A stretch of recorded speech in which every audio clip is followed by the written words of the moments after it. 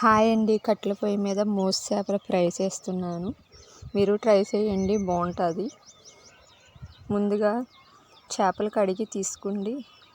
ఉప్పు, కారం, పసుపు, అల్లం వెల్లుల్లి పేస్టు, మసాలా కలిపి పెట్టుకున్నాను ఒక 10 నిమిషాలు.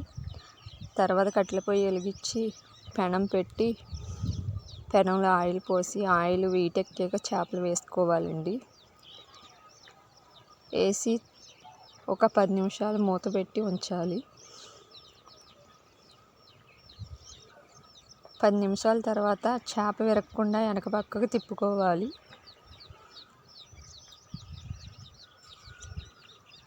కట్టెల పొయ్యి మీద అలా హాఫ్ బాయిల్ చేసుకుంటే చాలా బాగుంటుందండి. ట్రై చేయండి. అట్లాగే నచ్చితే లైక్ చేయండి, సబ్స్క్రైబ్ కూడా చేసుకోండి.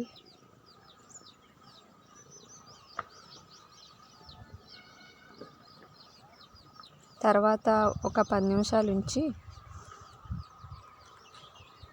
దింపేసుకుంటే చేపల ఫ్రై రెడీ.